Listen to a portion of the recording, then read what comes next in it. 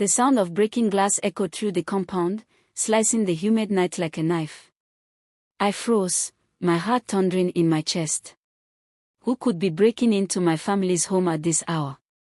Before I could think, I saw him, Adeola, the man whose smile could light up my darkest thoughts, standing at the veranda, not with fear, but with a strange hesitation in his eyes. And behind him, my mother, Alhaja Fadekemi, smiling in a way that made my stomach twist. How is this possible? I whispered to myself. My voice trembled, betraying the rage and disbelief swelling inside me. For weeks, I had nursed a quiet love for Adeola, secretly hoping that one day, he would notice me the way my heart noticed him. But now, my dreams seemed to shatter against the reality before my eyes. The night had begun as any other.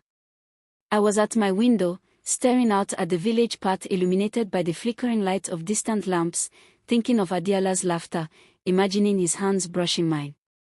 He had been my neighbor since childhood, and over the years, our friendship had grown into something unspoken, a tension that neither of us dared acknowledge. But tonight, the air felt different. There was a strange scent in the wind, like jasmine mixed with smoke, and an unease that whispered secrets I wasn't ready to hear.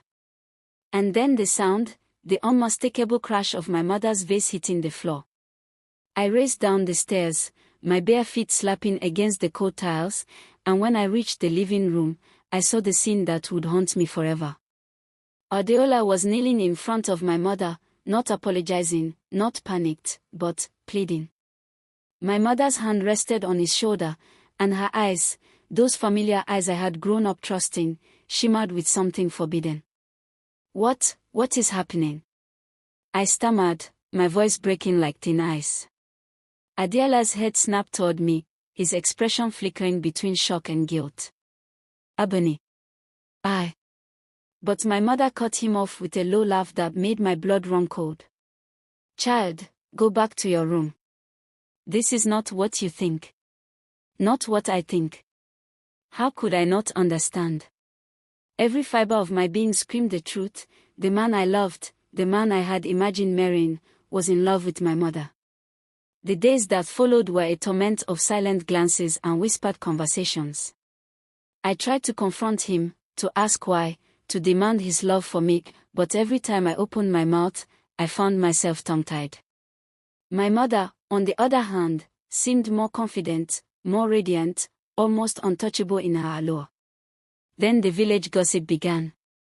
Mothers and aunties whispered about the new energy between Adeola and my mother. The traders at the market exchanged knowing glances when I passed by. Even the elders at the mosque seemed to murmur in warning. And all the while, I felt invisible, erased by a strange magic that seemed to protect their secret. The final revelation came on a night when the sky was black as coal. Abeni, I heard whispers calling my name. I followed them to the riverbank, where the priest awaited, holding a silver talisman. Child, he said, you have seen what few mortals ever see. Your mother's love is not hers alone, it is tied to destiny. But you have the choice. Will you accept your path, or fight against it? I took a trembling breath. I could not fight what I had seen, what I had felt, what I had realized about the cruel, beautiful entanglement of heart and power. But I could choose how to live. I returned home with my heart heavy but resolute.